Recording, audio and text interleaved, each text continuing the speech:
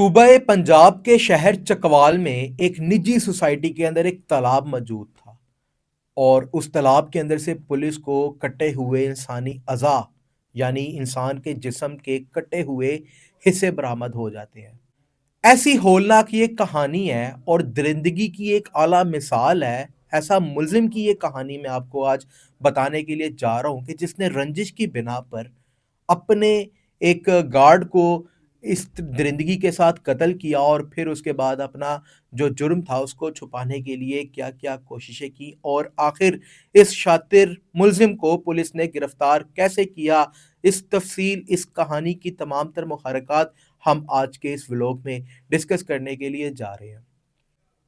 تو ایک تالاب کے اندر سے پولیس کو جب انسانی اعضاء برآمد ہوتے ہیں، سب سے پہلے دو بازو ملے جس میں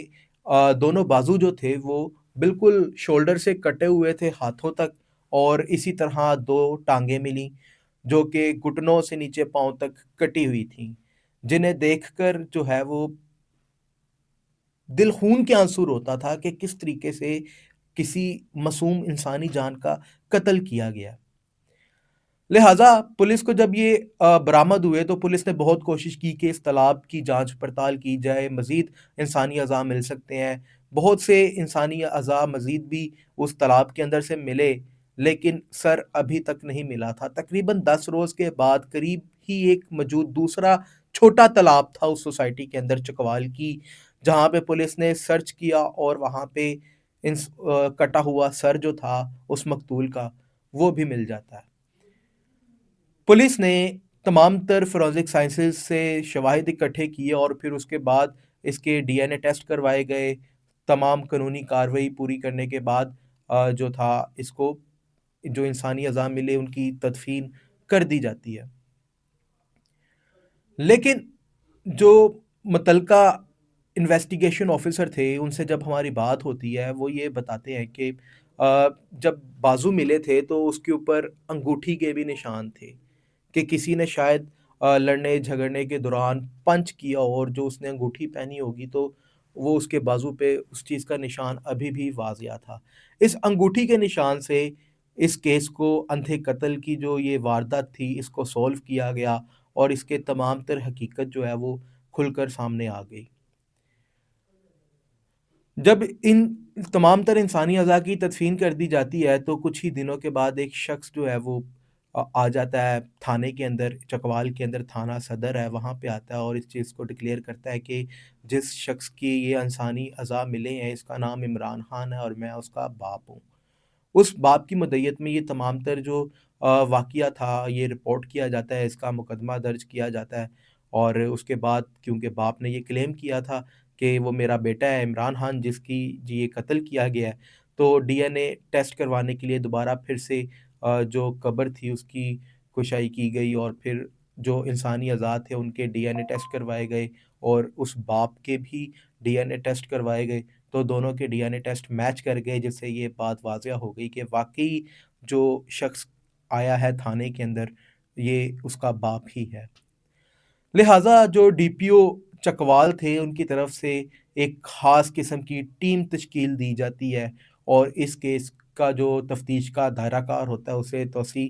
کر دیا جاتا ہے تاکہ اس ملزم کا پتہ لگایا جا سکے کہ یہ کون سا ایسا بدبخت بدروح شخص تھا جس نے ایک شخص کے تمام تر انسانی اعضاء کاٹ کے بے دردی کے ساتھ اس کو قتل کیا اور پھر اس کے بعد اس کی لاش کو چھپانے کے لیے اس کے انسانی جسم کے اعضاء تالاب کے اندر بہا دیے۔ تو میں نے آپ کو بتایا کہ ایک انگوٹھی کا جو نشان تھا وہاں سے اس کی تفتیش شروع کی گئی اور تمام تر ایسے پولیس آفیسرز کو اس ٹیم کے اندر تشکیل دیا گیا، ان کی ٹیمیں بنائی گئیں جو کہ خاص کر ایکسپرٹ تھے اس طرح کے اندھے قتل کے جو کیسز تھے ان کو ٹریس کرنے کے لیے۔ اس ایکسپرٹ ٹیم نے یہ بات بتائی کہ یہ جو انگوٹھی کا نشان ہے، اس قسم کی انگوٹھیاں صرف میلوں کے اندر سے ملتی ہیں، جو کہ چکوال کے لوکل گاؤں کے اندر میلے لگائے جاتے ہیں، وہاں سے ایسی انگوٹھیاں ملتی ہیں۔ تو یقینی طور پہ کسی شخص نے یہ انگوٹھی یہیں سے پرچیز کی ہوگی۔ جو ابتدائی تفتیش تھی اس کے اندر اس اینگلنگ کے ساتھ جب کاروائی شروع کی گئی تو جو مقتول تھا عمران خان اس کے موبائل کا بھی فورینسک ٹیسٹ کروایا گیا، اس کے موبائل کے اندر جتنا ڈیٹا، جتنی تفصیلات تھیں وہ بھی نکلوائی گئیں، جس میں ایک چیز بہت زیادہ پولیس کو مشکوک دکھائی دیتی ہے کہ عمران خان کا رابطہ ایک ایسے نمبر کے اوپر ہوتا تھا جو کہ دن میں 5 سے 6 بار یا تو عمران خان اس کو یا وہ شخص جو ہے وہ عمران خان کو کال کیا کرتا تھا۔ عمران خان کے مرنے سے تقریباً کوئی 5 سے 6 آخری جو 5 6 دن تھے اس دوران ہی ایک شخص دن میں 10 سے 20 بار اس کے ساتھ رابطہ کر رہا تھا۔ تو پہلا شک پولیس کو اس شخص پہ گیا کہ آخر یہ کیا معاملہ چل رہے تھے جس بیس پہ اس شخص کو عمران خان کو قتل کیا گیا۔ تو پولیس نے تمام تر جو تفتیش تھی وہ شروع کی اور اس نمبر کی ڈیٹیلز نکالی، اس کے گھر کا پتہ نکالا، نام نکالا اور سیدھا اس شخص کے گھر پہ ریڈ کر دی۔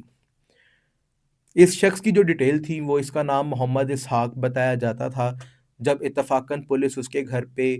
پہنچتی ہے، وہاں پہ ریڈ کر کے اس کو گرفتار کرتی ہے اور محمد اسحاق جو کہ عمران خان سے بار بار رابطہ کیا کرتا تھا، اس نے ایک انگوٹھی بھی پہنی ہوئی تھی،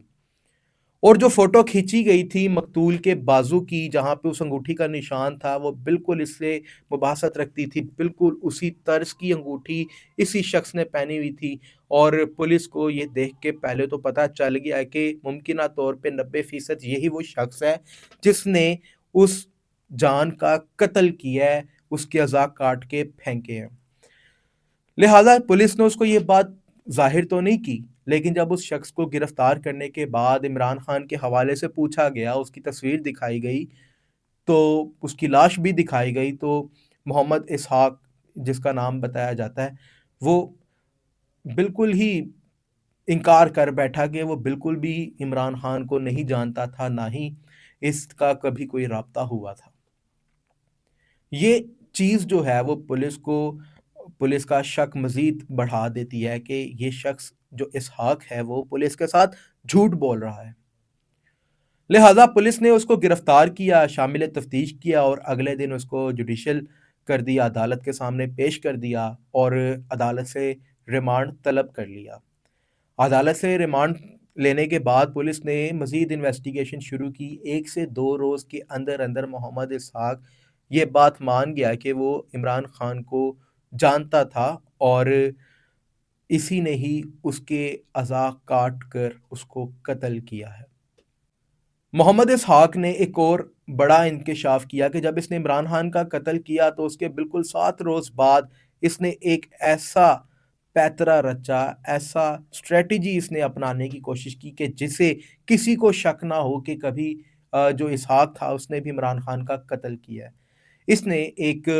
کمرشل کار ڈرائیور کو فون کیا کہ اس کو کچھ مویشی لینے کے لیے بازار جانا ہے، مویشی منڈی جانا ہے، لہٰذا وہ اس کے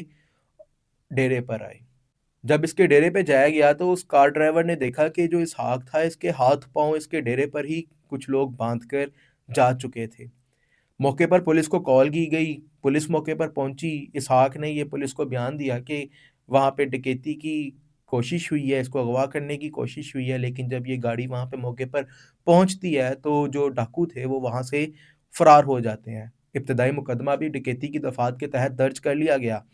لیکن اسحاق نے یہ بتایا کہ یہ سارا کا سارا جو کھیل رچا گیا صرف اس لیے رچا گیا کہ وہ پولیس سے اپنی توجہ ہٹا سکے، پولیس کو شک ہی نہ ہو کہ اسحاق عمران خان کا قتل کر سکتا ہے، یعنی وہ خود ایک وکٹم بننا چاہ رہا تھا۔ پولیس نے جب اسحاق کا CRO کرائم ریکارڈ نکالا تو اسحاق باقاعدہ طور پہ ایک قبضہ مافیا تھا، متعدد اس پہ مقدمات درج تھے اور لوگوں کی زمینیں ہڑپنے کے لیے قبضے کیا کرتا تھا۔ جب اس اسحاق کو تفتیش کے دوران کھینچا گیا، اس سے مزید باتیں نکلوائی گئیں کہ بھائی آخر تم نے اس غریب کا قتل کیوں کیا؟ تم ڈیرے دار بھی ہو، تم بدماش بھی ہو، قبضہ مافیا بھی ہو، لیکن کیا اتنی بے دردی کے ساتھ ایک کسی انسانی جان کا قتل کیا جا سکتا ہے؟ تو اسحاق نے وہ وجہ بیان کی کہ اس نے عمران خان کا قتل کیوں کیا۔ وہ یہ وجہ تھی کہ 2023 میں اسحاق کے بھانجے کا قتل ہوا ظاہر-سی بات ہے دشمندار بدماش ٹائپ لوگ تھے اور مخالف پارٹیاں تھیں، کسی کی زمین پہ قبضہ کیا ہوگا، مخالف پارٹی نے اس کے بھانجے کے اوپر فائرنگ کی اور اس دوران وہاں پہ عمران خان بھی موجود تھا جو کہ اسحاق کے بھانجے کا جو گارڈ تھا اس کے فرائض سر انجام دے رہا تھا۔ جب اس کے اوپر حملہ ہوا موقع پر وہ موجود تھا اور اس نے ان تمام تر افراد کو دیکھا تھا جس نے اسحاق کے بھانجے کو قتل کیا تھا۔ لہٰذا جب عدالتی کارروائی شروع ہوتی ہے تو عمران خان جو تھا وہ موقع پہ جو ملزم شناخت پریڈ کے اندر دکھائے گئے ان کو پہچاننے سے انکاری ہو گیا۔ ایک واحد ایسا عینی شاہد تھا عمران خان جس نے ان ملزمان کو دیکھا تھا اور جب عمران خان ہی موقع پہ انکاری ہو گیا تو جو اس کے بھانجے کے قاتل تھے ان کو عدالت نے ضمانت پہ رہا کر دیا۔ اسی چیز کا رنج اسحاق کو تھا کہ وہ کس طریقے سے عمران خان سے بدلہ لے، لہٰذا عمران خان کو اس نے کال کی، بتایا، بلایا اور پھر اس کو قتل اس طریقے سے کیا کہ سب سے پہلے عمران خان کے سر پہ اسحاق نے بتایا، پولیس کو بیان دیا، بیان قلم بند کیا گیا، وہ یہ تھا کہ عمران خان کے سر پہ ایک بھاری بھرکم چیز ماری گئی جس سے عمران خان موقع پر قتل ہو گیا، اور اس کے بعد اس کی لاش کو چھپانے کے لیے اسحاق نے اپنے ساتھیوں کے ہمراہ عمران خان کے جسم کے جو سارے کے سارے اعضاء ان کو کاٹ دیا، ہاتھوں کو علیحدہ کر دیا، ٹانگیں اس کی علیحدہ کر دیں، سر کو علیحدہ کر دیا اور مختلف تالابوں کے اندر پھینک دیا جو کہ پاس ہی ایک نجی سوسائٹی کے اندر موجود تھے۔ کئی روز تک اس قتل کا کسی کو پتہ ہی نہ لگا، پولیس کو بھی تب جا کر پتہ لگا جب تالاب کے اوپر انسانی اعضاء نظر آنا شروع ہو گئے اور جو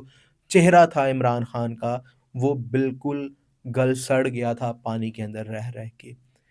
ایسی افسوسناک کہانی دیکھنے کو نہیں ملتی، درندگی کی انتہا جو تھی وہ اس ملزم اسحاق نے کر دی تھی۔ پولیس نے جو ہے وہ تفتیش اپنی ابھی بھی جاری رکھی ہوئی ہے اور عدالت نے اس ملزم کے خلاف جو ہے وہ مزید ریمانڈ کی بھی منظوری دی ہے۔ مزید ایسی کہانیاں جاننے کے لیے کہ آخر ہمارے معاشرے میں چل کیا رہا ہے، درندگی کس حد تک عروج پکڑتی جا رہی ہے، میرے چینل کو سبسکرائب کر لیں۔ میں آپ کو مزید ریئل بیسڈ کرائم سٹوریز سے آگاہ کرتا رہوں گا۔ اپنے میزبان شاہ زیب بھٹی کو اجازت دیں۔ اللہ نگہبان۔